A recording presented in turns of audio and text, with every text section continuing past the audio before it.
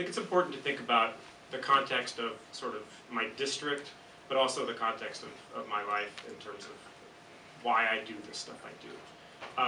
I always tell people that I sat next to former Mayor Villaraigosa at an event about 1.5 years ago, and he went up and gave a speech where he said I was a terrible high school student.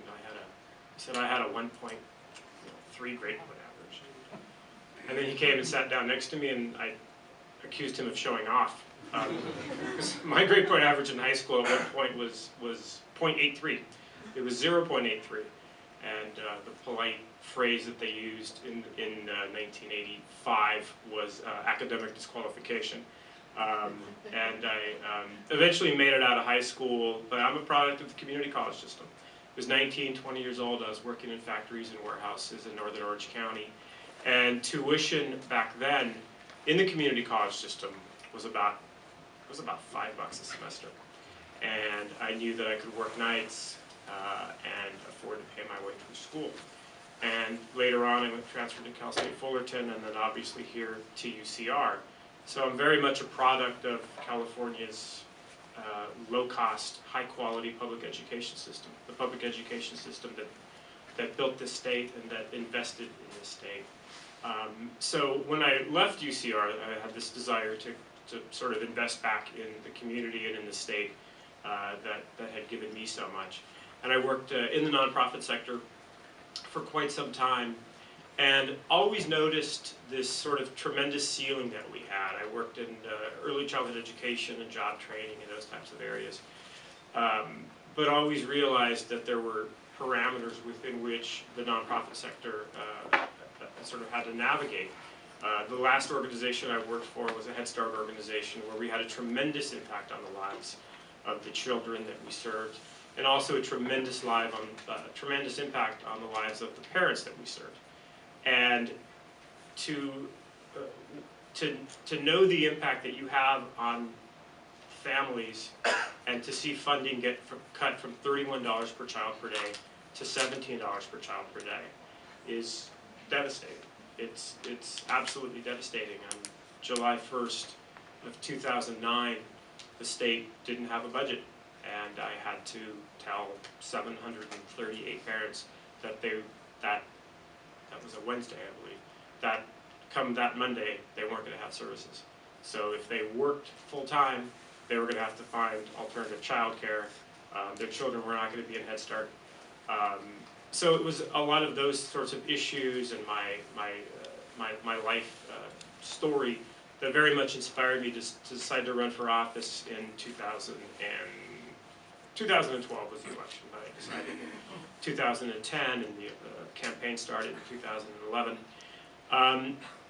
which leads us to a discussion about my district.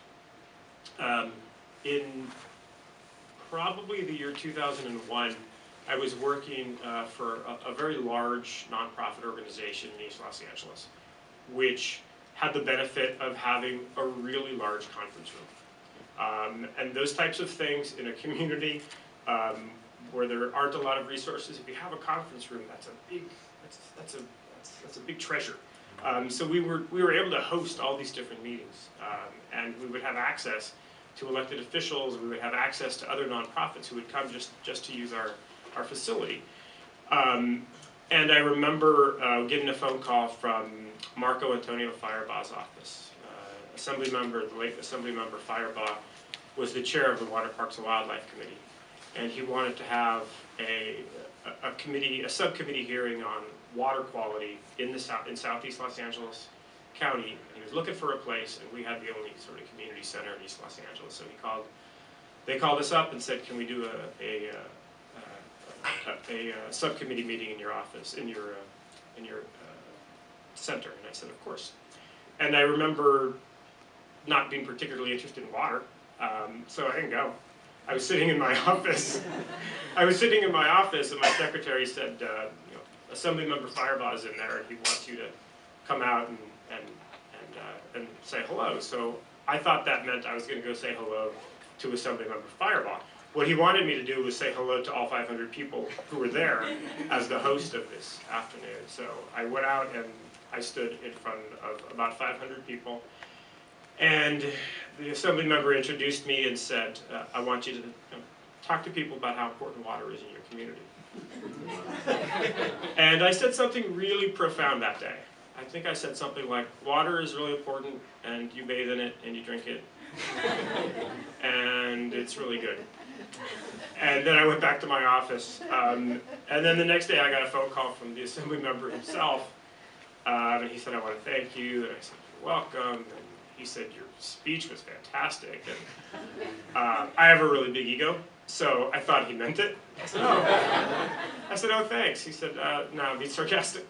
And he said, when you work in a community like Southeast Los Angeles, where our nonprofit was based, you can't understand the community. You can't understand the problems that community goes through, that suffers through, without understanding water, without understanding that vital link. And that moment was incredibly important to me, and it sort of started my formal sort of journey through the environmental movement. I became the president of the Los Angeles League of Conservation Voters about 5 or 6 years later. I spent a little time in San Francisco as the executive director of the California League of Conservation Voters, and it was all because of that conversation and that sense of curiosity about this vital area of interest that was so important to me. So then we fast forward to 2 years ago. I got sworn in to the assembly, and the speaker, the then speaker, John Perez, appointed me as the assistant majority leader, which I thought was great because it looks really cool on your business card. So he appointed me as assistant majority leader, and I said, what does the assistant majority leader do? He said, well, when the majority leader's not there, then you are the majority leader. I said, great. The majority leader's always there. So basically, the assistant majority leader does nothing. But it looks good on your business card. And after about 4 months, Juan Vargas moved up to Congress, Ben Wesso moved up to the Senate, and the speaker called me in his office and said, there's a chairmanship open, and I said, I'll take it. He said, I haven't told you what it is. I said, I don't care. I want to do something. And he said, it's water, parks, and wildlife. And what was amazing was the first words out of my mouth were, that's great, I'm really interested in parks and wildlife. And I'm very interested in wildlife because of my background as the executive director of the California League of Conservation Voters. Very interested in parks. The district that I represent is incredibly park poor. So I was very interested in that issue as well. And then the speaker said something about, but it's water, parks, and wildlife. I said, yes, I'm interested in parks and wildlife. And he said, we have a drought. And I said, it'll rain. And he said, oh, there's this water bond, $11.17 billion water bond that needs to be renegotiated. And I said, well, who would be dumb enough to do that?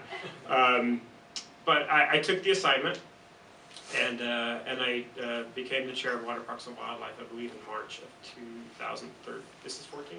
This is 14. In March of 2013. A little bit about my district. Southeast Los Angeles County is an area that I did some work in. Both of the nonprofits that I was the executive director of were based in East Los Angeles. Southeast Los Angeles is adjacent to, but separate from East Los Angeles, District 1, or it's the city of Los Angeles, sort of Boyle Heights, that area. Southeast Los Angeles is made up of these tiny little cities, about 9 to 11 cities in the southeastern part of the county that have suffered from an incredible amount of, I was going to say governance problems, but essentially any problem you could think of. This morning there was this survey that came out, a study that came out. Compton is the most likely city in the United States to go bankrupt. Maywood is the third most likely city to go bankrupt. The cities that I represent suffer from virtually every single problem you can think of. We have a city, Linwood, that is second only to Pontiac, Michigan in terms of unemployment. We have rampant soil contamination. We have, I have bottles of water in my office of the Maywood tap water that people literally think is coffee. It comes out of the pipe brown. We have a tremendous amount of problems, And we have incredible governance issues as well. Most famously, Val. In fact, if you look at the 9 cities that I represent, 5 of them, literally more than half of the cities, 5 of the 9 cities I represent have former council members in prison right now. Right now, 5 of the 9 cities have former council members in prison. 3 of those cities have former city managers in prison right now. I would say a good 3 to 4 of them are teetering on bankruptcy.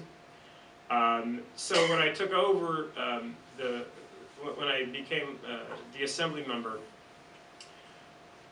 what I wanted to focus on was providing sort of basic services to those cities, providing a sort of a voice for those cities, and also trying to even out the playing field. Los Angeles is this gigantic presence, this gigantic shadow of 4 million people, and it's adjacent to a city.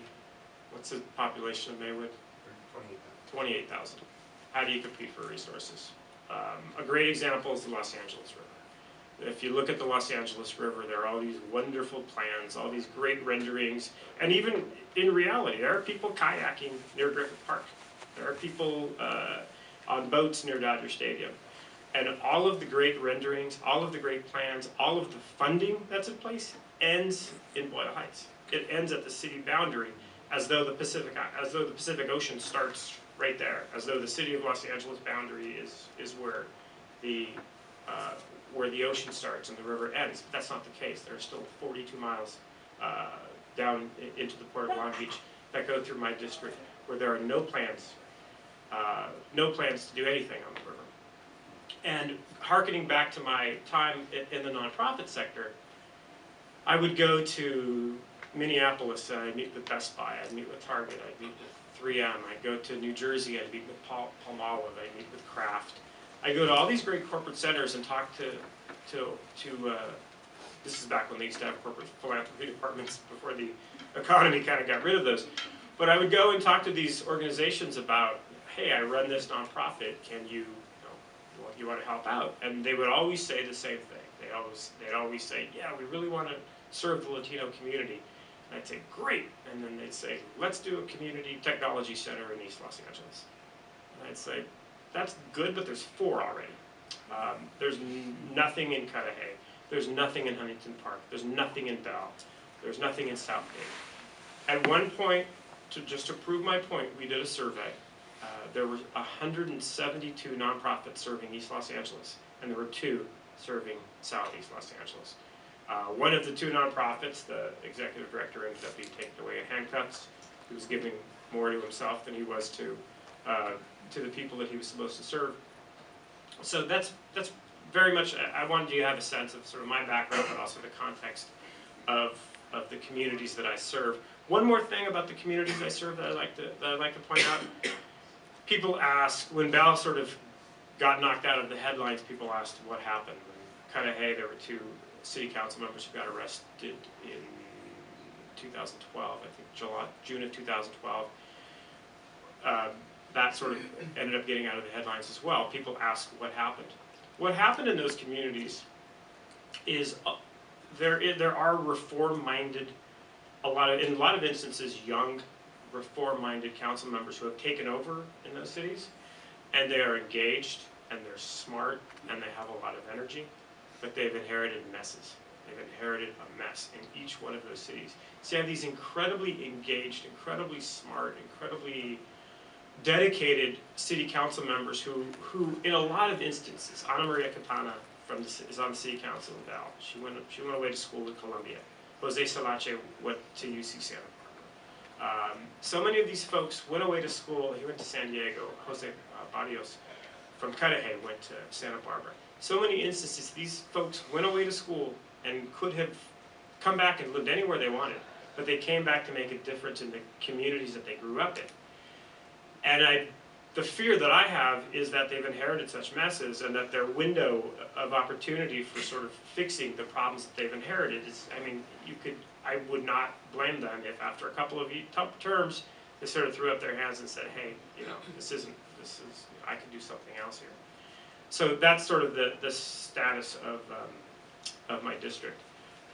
Let's talk a little bit about the water bond, because that's what we spent the past 18 months doing in my district. I'm sorry, in my office. So in 2009, the State Assembly negotiated a water bond that, and I had dinner with the original author, the author of the 2009 bond. I had dinner with him several times throughout the last 18 months. In 2009, they negotiated a water bond, and this is the first time I'm speaking about the water bond since the election, so it's kind of neat. In 2009, they negotiated a water bond that was supposed to be on the ballot in 2010. And the bond, by most accounts, was around $7 to $8 billion, 2 weeks before the end of session. $7 to $8 billion. And then something magical happened. That always seems to happen in Sacramento. Everybody wanted a piece of the action, right? All of a sudden there was a museum in the water pond. All of a sudden there was this program in the water pond. There was something for a choral group in the water pond at one point. Maybe they were singing about water, I don't know. The bond went from $7 billion to $11.17 billion in 2 weeks. So in 2 weeks, they somehow added $4 billion into the water bond. And because everybody got their piece of pork, everybody voted for it. They got the 2/3, they got 54 votes. It went to the governor signed it, and it was supposed to be on the ballot. And then after all this sort of excitement about getting the votes had died down, everybody looked at it and thought, oh crap, this is a really lousy water bond. It's just filled with junk. And all the newspapers started tearing it apart and started talking about all the pork that was in there. And the legislature got scared and they pulled it off the ballot. They said, this isn't going to pass. So they waited a couple of years thinking that people would notice, that all the furor would die down. And in 2012, they made efforts to put it back on the ballot. And folks, the newspaper editorials and columnists said, that's that water bond again. And it still has museums in there, and it still has choral groups in there, it still has a lot of pork in there. So again, they pulled it off the ballot. And it was pretty much dormant when we took over the Water Parks and Wildlife Committee in 2013. But this sort of, the drought happened.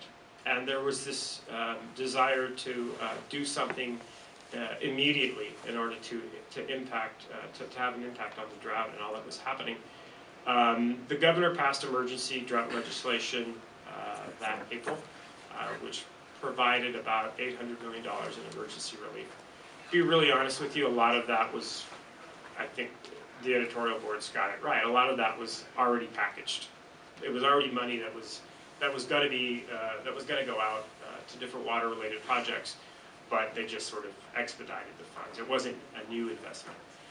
And there was this desire to do something on water and to do something on water long term. And we kept sort of looking at the bond, and we sort of did a test run. We went out and we talked to the San Francisco Chronicle, my buddies, and we went and talked to the LA Times, my buddies, and we talked to the editorial boards, and we said, hey, what do you think about resurrecting this water bond? And San Francisco Chronicle literally laughed at us. They literally said there's no way you could ever negotiate a water bond. Water bond hasn't been done through those politics. And we decided to get together a working group anyway, just to talk about it. We weren't necessarily going to go forward and do a water bond. So I assembled what I called a water working group, which was, I believe, 8 members of the Assembly from different parts of the state. We got Mr. Mullen from South San Francisco to represent the Bay Area, Ms. Atkins, now Speaker Atkins, from San Diego to represent that area, Mr. Perea from Fresno to represent that area. And we started talking about water in a larger sense, and what it meant, and what it meant to different communities, and what it meant to the state. And this is very much sort of the policy formulation stage.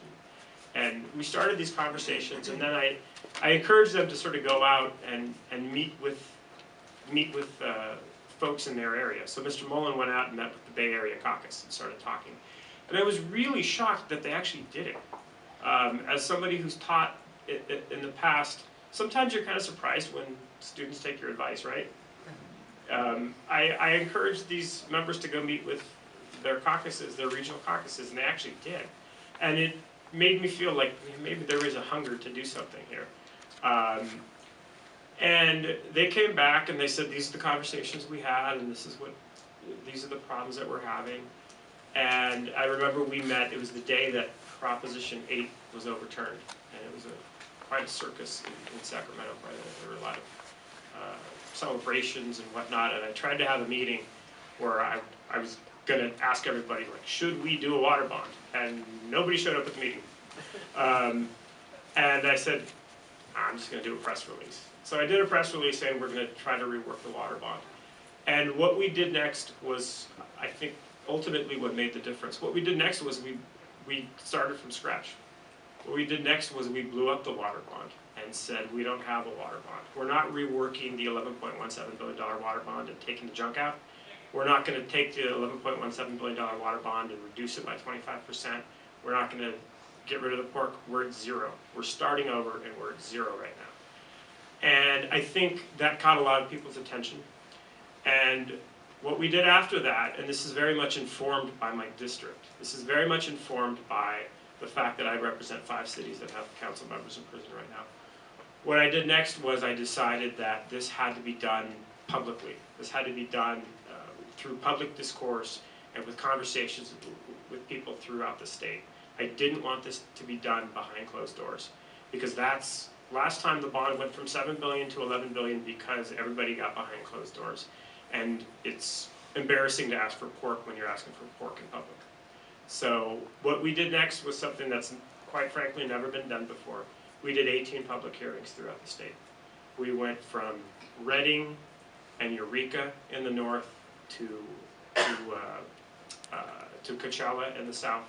We went to Hanford, we went to Seaside, we went to Monterey Park, we went to Buena Park, we went to Pomona, we went to Fresno, we went to Sacramento, we went to Stockton. We went throughout the state and talked to people in their own communities about water, what water means to them, and what they might want in a water bond.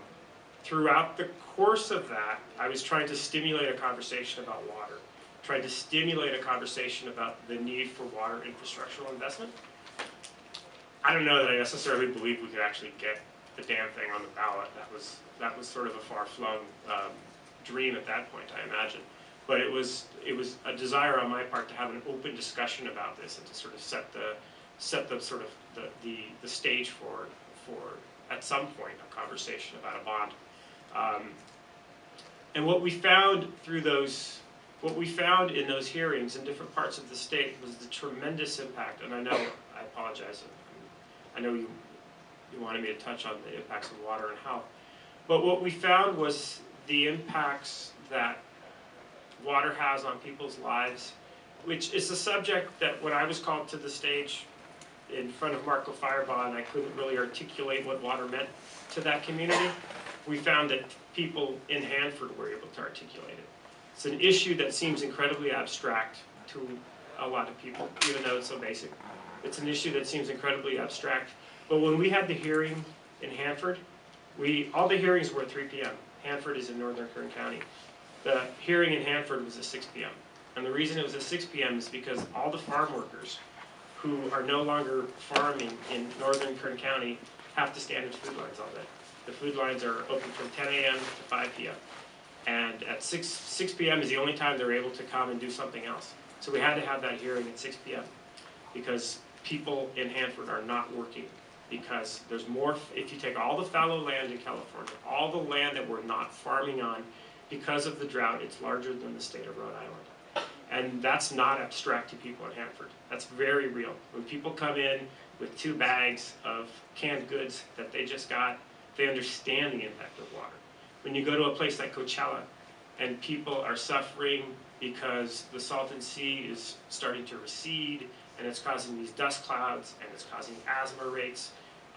The asthma rates in Coachella recently passed the asthma rates in my district. The asthma rates in my district were the highest in the state because we're so close to the port of Los Angeles and so close to the port of Long Beach and so close to the 710 freeway. But the asthma rates in Coachella now are higher than the asthma rates in my district, and that's because the Salton Sea is receding, dust clouds are forming. There is, I believe it's about an $8 million investment that's needed in Coachella. People understand that in Coachella. They understand the impact of water in Coachella. A place like Monterey Park, that is a really nice suburban community, very nice middle class, maybe even an upper middle class community. But those people have been suffering from groundwater contamination for decades and decades. A community like Seaside that is off the grid, they're not part of the aqueduct, not part of that whole system. They understand the impact of water. And these were, and I promise you, I assure you, there were loads of water wonks there. There always are. There's always folks from the local university. When we were in Fresno, a good quarter of the people were from Fresno State. There were people from water districts, but the majority of the people were just citizens in each community who came and who wanted to be heard and who wanted to listen and who wanted to talk about how important water was. And when you have those conversations with people, there's a tremendous sense of urgency to do something about water. Because what I kept saying throughout the process is that the water bond is not about this drought, because this is infrastructure. It's not about this drought, it's about the next drought. Hopefully the drought relief package that the governor and the speaker helped to negotiate last February, hopefully that is about this drought, and hopefully that will impact this drought. But this is about the next drought, and this is about thinking long term, and this is what we wanted to do as a freshman class. We're the first freshman class to have 12-year term limits instead of 6. So we wanted to do these sort of long-term infrastructural investments. So all of this sort of came to a head, and there was this tremendous moment in June and July of this year when people said, are we going to get a water bond? Because it sort of morphed into all of a sudden being real. And I remember being a bit cynical and thinking that we probably wouldn't get it done. And what happened next was pretty magical. We came back from break in July, and I had a bond. At that point, I believe it was $7 billion. I had a $7 billion bond, and I told the speaker, I said, I want to put this up for a vote. And she said, can you get 54 votes? And I said, no. But I thought it was important to put it up for a vote. I thought it was important to publicly to say, hey, look, this is the product of all of our efforts, of all of this public discourse, of all of our discussion. This is the product of that. And if somebody doesn't want to vote for it, then that should be public. And there may be good reasons for people not wanting to vote for it, but that should be public. When the speaker in July said, all right, I think we're gonna take a vote on this, then everybody started coming to me. All of a sudden, I was popular. It was like, I was serving cookies in my office or something. And everybody thought, this is like 2009, we're gonna get something. So everybody started coming, and they saw the $7 billion budget, the $7 billion bond, and what I kept telling people was, we're not going to put pork in here, because I've spent the past 18 months going up and down the state. I spent the last 18 months telling every editorial board we're not going to have pork in this. And the speaker, Speaker Atkins, backed me 100%. People were leaving my office and going straight to her office and saying that I was being unreasonable. And she says, the bill is going to be what the author wants it to be. We fudged a little bit. We cheated. The deadline, I believe, was August 31st in order for it to go on the ballot. We weren't there yet, so I asked for 10 more days. I believe September 10th became the new drop dead date to vote on it. I was sitting in my office. This is a funny story I haven't told publicly. I was sitting in my office. It was an off day. I didn't have committee. I didn't have floor session. So I think I was wearing jeans and not a tie. And the speaker went downstairs to talk to the governor. And the governor said, is it $7 billion? She said yes. He had been publicly saying he wasn't going to support a water fund. He said, if you get it to $8 billion and put these projects in there, not pork, none of them are pork. If you put it at $8 billion, I'll get you the votes. I'll get you the extra votes. When you're the governor, you can do that. And she said, okay. And she said, and the governor said, but we have to do a press conference right now. He said, I'm going to get the extra votes, but I'm going to publicly sort of shame these people. Say, like, these people are going to vote for the bond, and it's going to be on TV for everybody to see, because if they back out, then they'll look really bad. So I got a phone call from the speaker saying, come down to the governor's courtyard in 5 minutes. I said, why? And she said, for a press conference. And I was wearing jeans. And I said, okay. So Sacramento's a magical city. I had a suit like 10 minutes later. And I went downstairs, and it was the governor, the pro tem, and the speaker were standing there. And the governor was grumbling, like, where's your guy? Can't do the press conference without your guy. And because the speaker wanted me to be there for the press conference. And then I walked in, and then the governor looked at me. I think he thought I was like the maintenance man or something. And he said, where's your guy? And she said, that's him. He said, all right. So we went and we did the press conference, and we were told then that we were at 53 to 54 votes. 53 solid, and one was kind of teetering. On September 10th at 10:30 p.m., because we only had till midnight, I got up and I introduced AB 1331, and I'd spent 18 months just hoping to how I could get 54 votes. I spent 18 months hoping I could get 54 votes, because 54 votes was 2/3. And I gave my speech, I put down the mic, and all of a sudden there were 72 votes yes, and there was 1 no vote. And I have no idea how that happened. I'd like to think that it was that people understood the sense of urgency, and that people understood the need for investing in water, and that people understood that the impact of the water bond is something that probably won't be felt for 3 to 5 years. And when we talk about the fact that a lot of folks, whether it's voters or elected officials, don't sort of think long-term, the water bond process, the water bond vote, and what happened on Tuesday at the polls, that I think sort of flies in the face of that. I think people understand the impact, the need for investment, in infrastructure and in the future. And now there's talk about a park bond and all these other sorts of things. But I think what's important to remember about this is that the water bond, as it was developed, stayed true to the principles that we wanted it to have at the start. We wanted it to be open and transparent, and it was. We wanted it to be devoid of earmarks, and it is. There are no earmarks in there. There's not a single line item in there that's specified for a specific program. Not one. We wanted it to be about the next generation of water, and this is important to talk about in a public policy setting. We have the most advanced conveyance system in the world in California. The way we move water from one place to another is incredibly advanced. But in terms of the sort of, a lot of the methods that we use at a more local level are not up to speed with Australia or Israel or Japan in a lot of instances. And what I wanted this bond to be about was less about conveyance, less about these sort of long-term, these long-scale projects, moving water from one part of the state to the other. Wanted it to be less about that and more about investment in local water solutions.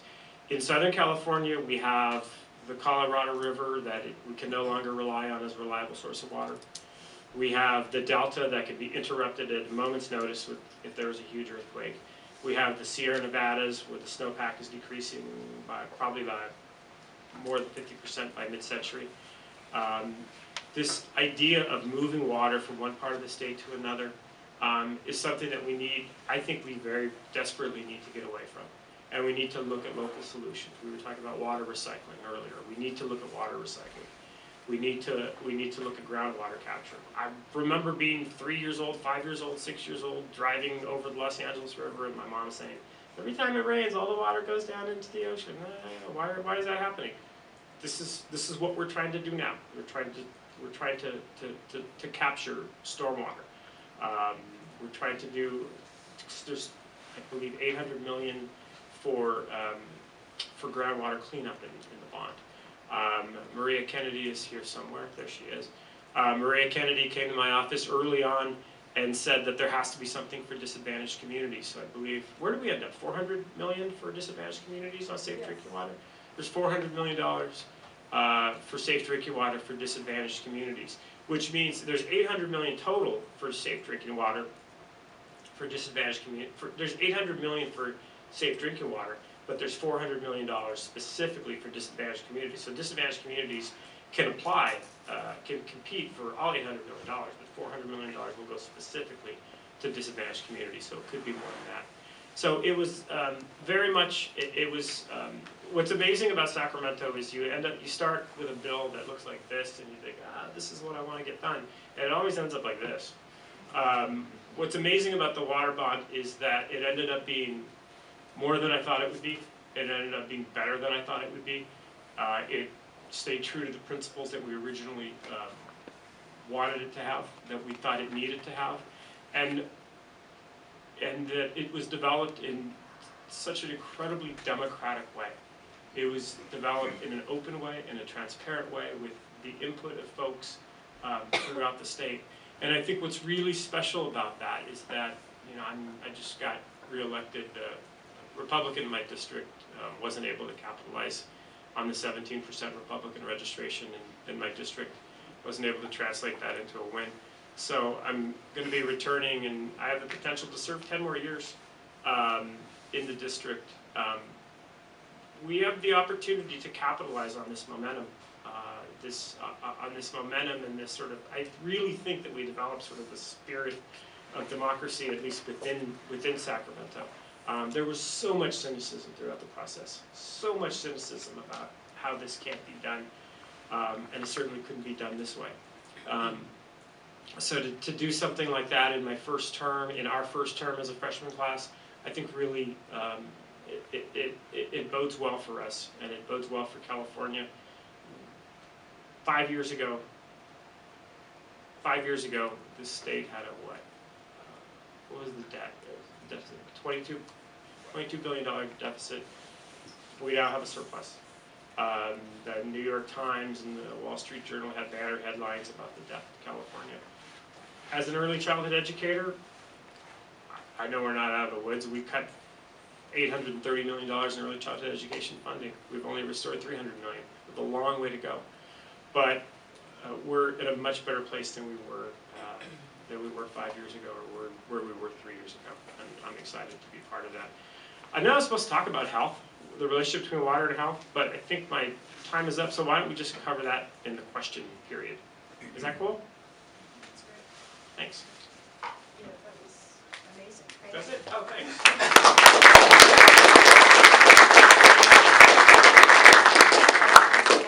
Thank you. So thank you, that was wonderful. Thanks very much. This has been an incredibly long week. We had the election on Tuesday, so I was up and down the state helping out my colleagues. And I have Pat Hackett's most recent biography. I'm a big fan of Andy Warhol. I'm reading Pat Hackett's recent biography of Andy Warhol, and I was trying to read it on the flight down, and I fell asleep. I ended up having a dream that I came here and gave a speech about Andy Warhol. So this is better. Andy Warhol too. Cool. This is great. You know, we'd like to open it up to questions. Do you want me to moderate your question time? Whatever works for you. Oh, okay. Well, no, you get to pick. Okay. Sure. Oh, okay. So please, if you have questions, raise your hand and we'll call on you. And it sounds like you're open to talking about a lot of topics. Yeah. Especially water, but Yeah. other topics. Oh yeah, we'll talk about anything you want. Yes, sir. Earlier you mentioned that, I forget the number of cities that are facing bankruptcy in your district. And now they have the access to, what did you say, $800 million for disadvantaged cities. What would happen to those cities if they went bankrupt? I mean, the last thing they're probably thinking is, how do I go after some of this $800 million that's probably needed? What happens to those communities? It would make it more difficult for them to apply for grants. through the bond. The grant, and this is something that Maria and I worked on as well during the bond process. It's exceptionally difficult for poor communities to access public funds for very simple reasons and very complicated reasons. Hiring a grant writer is harder for a poor city than it is for a rich city. And all the sort of attendant incumbent problems in those communities make it more difficult as well. Filing for bankruptcy would be just another sort of nail in their coffin. What we've encouraged and what is allowable in the grant is to sort of apply as a group. A lot of the cities in my district are 28,000, 50,000, 30,000, 40,000. And when you're competing against the city of Los Angeles, and that was one of the power grabs near the end,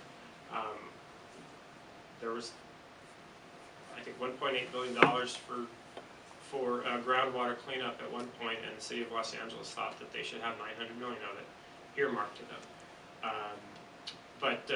So the problems are political within the building, within Sacramento, within the Capitol, but there are also problems at the grant level as well. So bankruptcy would make it exceptionally difficult for those communities to access the funds. Yes. First of all, congratulations on your re-election as well as passage of the water bond. Thanks. Aside from the portion not being included in the water bond, in reflecting back from when you first started till the end, what was probably you would characterize as lesson learned or best surprise for you? In general, or on the water bond? On the water bond.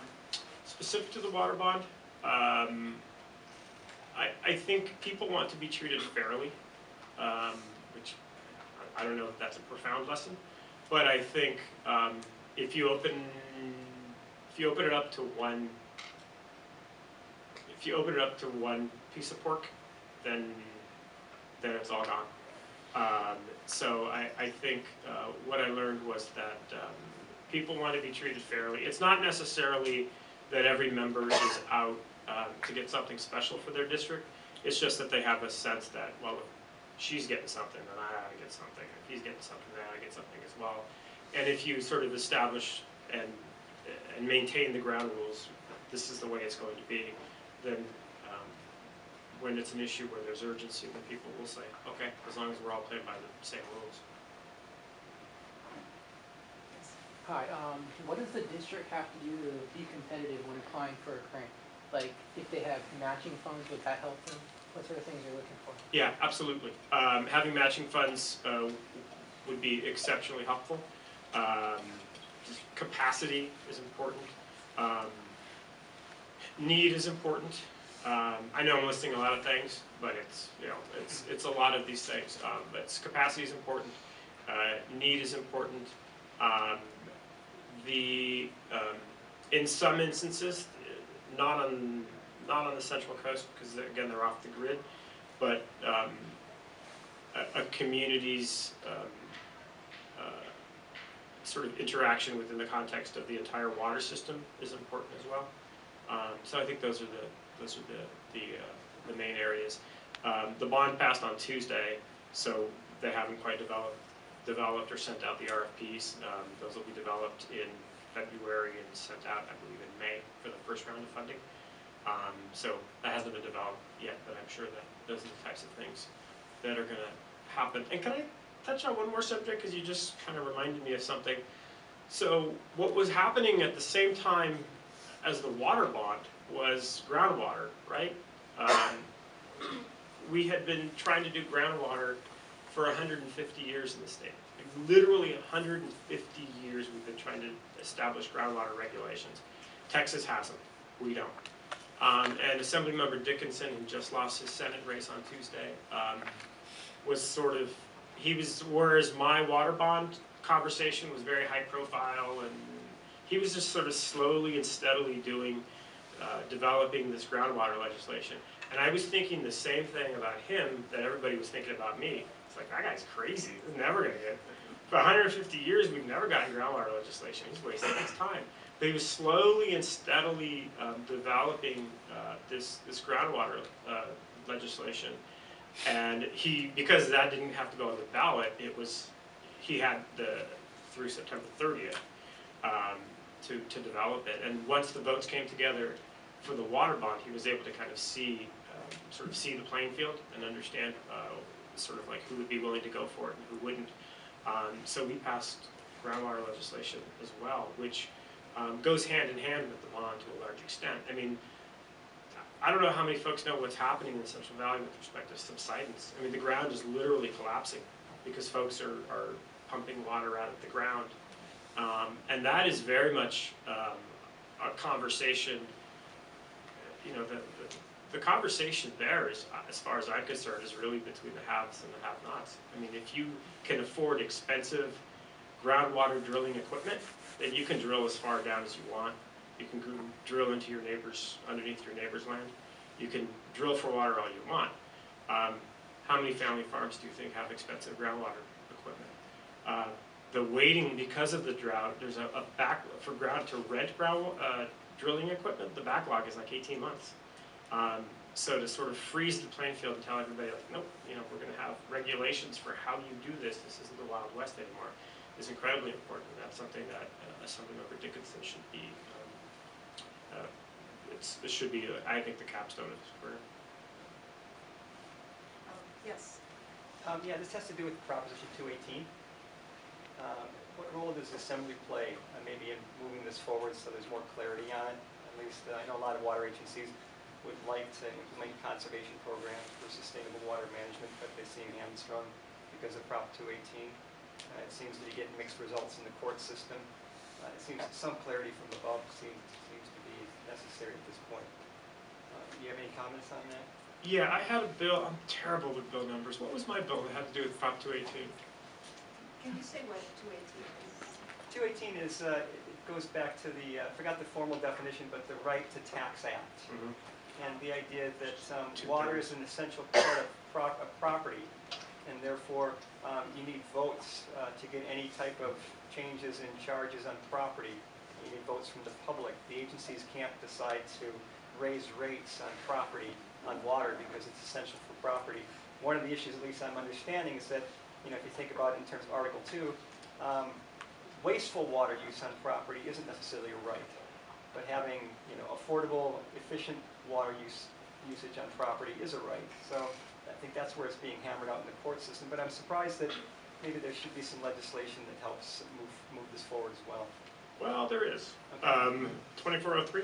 I had a bill, AB 2403, that the governor signed this year as well. I think he only signed 3 of my bills this year. I got lucky. He signed the ones I cared about. He signed 2403. Actually, he didn't sign my child care bill. I ran into the governor at the Humane Society event. He said, "What are you working on?" I said, "Unionizing child care workers and the water bond." And he said, "Keep working on the water bond because the child care worker stuff is bullshit." So I didn't put a lot of work into that. But AB 2403 makes it a bit easier for cities and counties to sort of, for lack of a better word, sort of get around. It makes it more flexible with respect to AB 218. And there are a lot of legislative fixes that we can do relevant to Prop 218. But I think it's a problem. I really believe that Prop 218 is a problem, and we as a legislature can continue to tweak it. I mean, you know, I'm often sort of, you encounter people all the time who say the state ought to fix this, right? You know, Prop 13 ought to be changed. If the voters pass something, Proposition 8 is another example that, you know, is different because the courts handled it, but in California, if the voters approve something, that only the voters can remove it. And I think people don't understand that. It's relevant to Prop 13, it's relevant to Prop 218, it's relevant to Proposition 8. So that is a tremendous responsibility that voters have given themselves. No, I have a question about Sure. in the course of working on the water bond, we had a lot of television advertisements that made it seem like he was really behind it. Do you think he'll have follow-through now that it's passed as you go forward with these issues? Yeah, I think he will. The governor originally was opposed to the water bond. He told us as early, consistently from March to December of 2013, he told us he didn't want a water bond on the 2014 ballot. He started to change his tune around January, and said if it's small enough, I could back it. So his support was a little bit late, but once he got on board, he got on board. The governor, who at times is frustrating to deal with, is a very good administrator. He's a very good administrator, and I know that he will be engaged in the way the funds are dispersed, and in terms of the way they're allocated, and also sort of the follow-up. And there's a tremendous amount of follow-up that's mandated through the bond. It's Section 2 of the bond requires water districts to sort of report back down to the dime in terms of how they spend the funds. And that's the type of stuff that the governor really cares about. So yeah, I know he'll continue to be engaged. That's good news. Yes, please. Well, I think to support that point, there's a lot of political capital gain, because it just didn't pass. It passed by 2/3. It was 66 to, that's very uncommon. Yeah, that was pretty cool, huh? I was surprised. Yeah, it was tremendous. Yeah, it was. Yes, please. Being that so many of your cities are near financial ruin, I guess that's a nice way to put it, in many of those towns. So much of getting these bonds depends upon the grant writer and how they approach it, and basically how good they are. Is there any type of funds available so these cities don't play an even playing field there? Yeah. Because that is a big part of it. And also, does that extend to your municipal water companies in your area also? Yes, there's technical assistance funds to sort of help these smaller cities with grants, and there's also the dedicated disadvantaged communities fund as well. So yeah, that is that's both are available through the bond. Oh, that's good.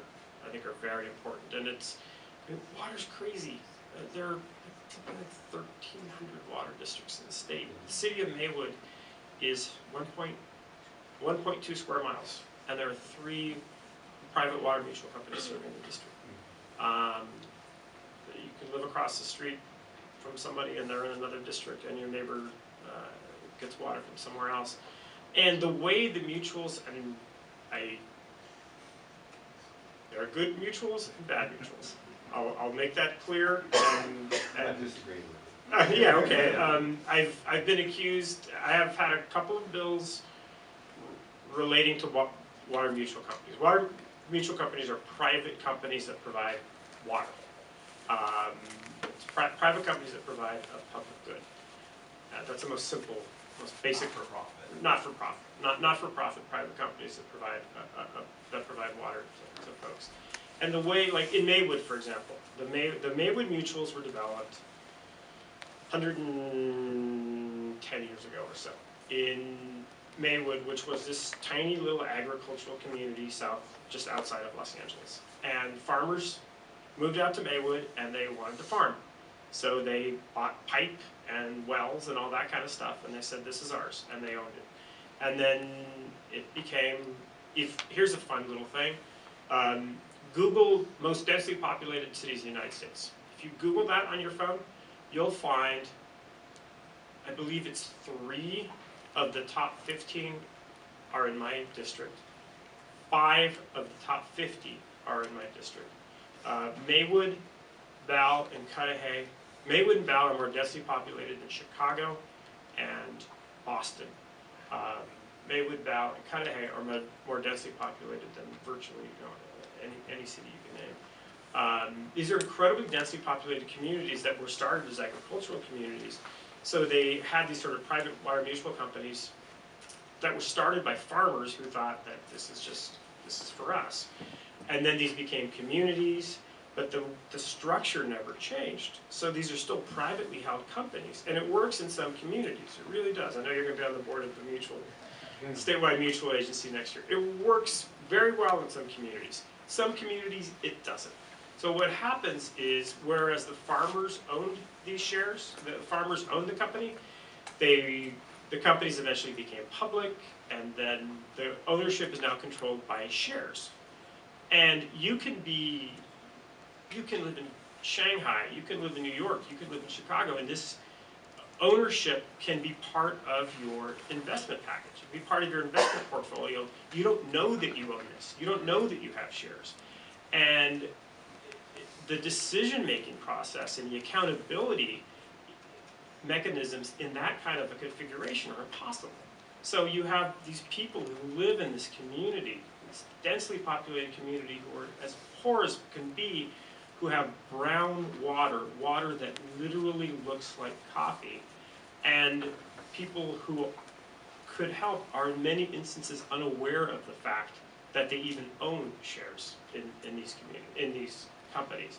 And so I had a couple of bills, which your fine organization opposed, but that's okay, which said that water mutual companies should do 5 very simple things. They should provide water quality reports. They should make their budget public. They should have sort of open meeting laws, tell people when their meetings are going to occur. They should have minutes. And what's the other one? Budget? An audit. Oh yeah, an annual audit. Glad I brought you. How would I do without you? And they should have an audit at the end of the year. It says like, this is their funds. And the governor passed this bill. This was 2 years. I don't know how I started talking about that. What the hell? Anyway. Other questions? Yes, please. On the subject of mutual water companies, what Assemblymember Rendon has been very modest about, in AB 240, he also allocated $1 million to help with the Maywood Mutuals, number 1, number 2, and number 3. And we're working right now, working with Water Replenishment District to work on that very issue. So he, it wasn't just AB 240, didn't just put these impositions on the mutuals, but it also brought a lot of much needed help to that community. Thank you, Maria. Yeah, AB 240, which was a bill I did 2 years ago, provided openness and transparency, made mutuals provide openness and transparency, and also it asked for $5 million to fix the water systems in Maywood. The governor got a hold of it, and it ended up being $1 million, but it's a start. We can revisit it. We'll try to find the other $4 million, and then if we get the other $4 million, we'll be at $5 million, and we'll only need about $85 million more to get where we need to get. And I'm sorry, can I interrupt before you go? Can I say something really quickly? So basically, we've invested $1 million in a community that needs about $85 million in investment. Is that important? It's a start. When I won my primary 2 years ago, I got 4,100 votes. A woman in West Los Angeles got 41,000 votes. She finished 4th. She got 10 times more votes than I did, and she finished 4th. People in my district don't vote. People in my district don't think there's anything to vote for. People in my district think, all electeds are alike, and there's no reason to turn out and vote. So if I got 1/85th of what's needed, then maybe that does something for the community. Sorry I interrupted you. It's okay. Just going back to the background we were getting earlier about the community. And well, as a student, my goal is to go back to my community and serve my community and stop all this fraud that's going on. And to hear that you're saying when people like Solacha, which they are very disappointed to the community, and as you say, because of people like them, no one votes. No one votes within our cities. No one. So what is it something that you would recommend to us, to go back and probably try to flip that within our community, or just not to fall under these same footsteps, because you were saying these were well-educated people who wanted to go back and help their community, but unfortunately they did fail. So what would be something that you would recommend to us as students who want to go back and help our city? I think start now. You go to UCR? Yeah. Yeah, I think starting now, and last time I was here, we talked about UCR sort of having a presence in the Southeast communities. I think when I was here, they told me, I think they did like a breakdown, told me how many people, how many students are from my district. It's significant. What's badly needed in those communities, what's the staff at Maywood? Yeah, there's 10 people running the city of Maywood. They don't have staff. They don't have city staff. They don't have the money to have city staff. What's needed is really smart, engaged. I was at UCLA two weeks ago, and basically they said, what can we do to help? What do you need reports? Do you need, and I think being engaged now, being engaged here at a great place that has resources, is important. And I think, you know, sort of that's a way of shining a spotlight on the district and on the needs of the district. I'm going to say something else too, and I'm not really sure this is in the form of advice, but I lived in downtown Los Angeles. I lived across the street from the Los Angeles Times for a while, and when the story about Bell broke, everybody in my building worked for the LA Times, and they got their Pulitzer Prize, and they're all gloating, yay, we got the Pulitzer Prize, we broke the Bell story. And maybe I had a few beers, but I remember saying, like, great, it only took you 13 years, right? I mean, for 13 years they've been pillaging the city coffers. For 13 years they've been with these exorbitant salaries. For 13 years they've been pillaging this community, and then the LA Times figured it out. And I'm glad they did, but it took a really long time. And when you don't have a media that's as engaged as they once were, part of that is the fault of mass media and I think the decline of newspapers. I think another part of it is specific to the Southeast. It's the LA Times, I get it. The LA Times would rather do a story about the city of Los Angeles than the city of Bell. Economies of scale, that makes sense. But when you don't have people involved, this crap happens. It's not a surprise. Nobody's watching, and nobody's watching. This stuff can happen. I fly home every Thursday with a plane full of members. The joke is, if this plane goes down, there's going to be a lot of special elections. The LAX flight, there's about 15 of us. And you have these conversations on Thursday. Like, what are you doing this weekend? Oh, I'm going to Little League. I'm going to the ribbon cutting ceremony for this. I'm going to the soccer for this. We don't have that in my district. We don't have any of that stuff. We're trying to build community in my district. And when those institutions don't exist, when there's not a central place to go to have discourse, whether it's the Rotary or soccer or whatever, the big group in Maywood is the Pumas group, right? And where did they develop? Where did they get their name from? That's their favorite soccer team in Mexico, right? That's where they got their name, because they started sort of as guys like who were interested in soccer, and then all of a sudden they're into water reform. And when you don't have that sense of community, when you don't have those institutions engaged in your community, then it's easy for anything to happen. So join soccer. Yeah, just a couple little things. One, I appreciate the fact that we were able to work together on AB 443 to come up with some solutions for it. With what's going on in Maywood with the mutuals, I wonder if there's a way for us to figure out how to deal with those mutual water companies that are really struggling, more than coming up with, you know, a legislation that's going to come out and affect all of us. You know, that makes it kind of difficult. But with AB 2443 and the recycled water, that's really,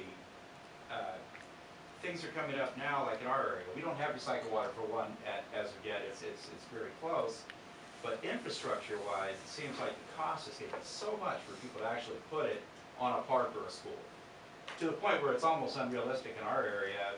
And I'm wondering if the focus should be more with recycled water going in the ground for drinking instead of encouraging more irrigation with it. And I think that's the area that we're going to. And so, anyways, I just wanted to... Makes sense. I mean, yeah, I want to work with the association for sure. Yeah, I think we came a long way. I really do. I think we're in a good spot to be able to go a lot farther. You ended up supporting it, right? Is there Well, support at the they end? accepted all the amendments on AB 2443, and where you guys Right. accepted those, and we essentially went along with the 1991 Recycle Water Act. And so I think, in our area, it was a lot of cost. That was the biggest problem, that we had to spend a lot of money on it. But I think we have a clear understanding, if somehow we got put directly I know. on the radar, yeah. But it actually, if there is a silver lining to it, I think we have a really good understanding with the water district in our area now, and they know officially what our boundaries are and how we're gonna move forward in the future, so. We're having a private conversation. Yeah. AB 2443 was another bill that I developed. I guess I Yeah. didn't just work on the water bond issue. AB 2443 was another bill that I developed, which makes it easier for water mutual companies. I thought it made it easier for water mutual companies to use recycled water. Yeah, yeah. Other Well, people- and we are putting together a plan now that I'm looking to share with other mutuals, that if they have the opportunity to use recycled water, they can. So far, I haven't had anybody, I've sent out a register of interest letter to people, and Yeah. nobody has responded, so we're doing a groundwater study right now in the Ukiah Mesa area with geoscience, and we're looking at where we can put water in the ground. And we're hoping that recycled water will be one of those options, Yeah. because we're gonna need Yeah. it for drinking, well, not recreation. Blended, Yeah. dumping it, yeah. No, yeah, me too. I Yeah. think I think what happened with 2443 was I was the co-author. It was Mr. Nastande and myself, and it was a Democrat and Republican. Yeah. One from Imperial County, one from LA County. It was the politics, the optics of the politics looked really good, and then Brian had to kind of peel off for separate reasons. I don't think he. Well, we were in his area. Yeah. There was a local concern, and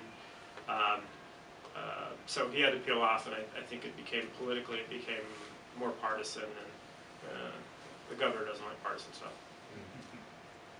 We have time for one more question, someone who hasn't asked a question, please. Correct me if I'm wrong, but is the AB 2443 similar to the SPA 66? I don't know what SPA 66 is. Okay. What is SPA 66? It was like, it's like a response to California. Basically, I think it might have been on August, where it was just to talk on how drinking water was recycling. It sounds pretty similar. Yeah. Sorry. Want to do one more? Okay, so one more, Well, I just want to make a comment in terms of, we work in political mobilization, especially in people who don't participate in the Latino Border Project. And one of the main examples is like we pay attention to the bell symbol. Politics is honorable. There's a lot of people that do good. And one great example is Marco Firebug. What Marco Firebug did with the resident tuition, it still benefits thousands of people today. He passed away at a young age. But we can concentrate on the people that do a lot of good, like Assemblymember Rendon, instead of paying attention to one or two that are, so participate in politics and vote. Thank you. I want to thank you, this was wonderful, and thank you for all the work you're doing on our behalf. Thank you. Thank you very much.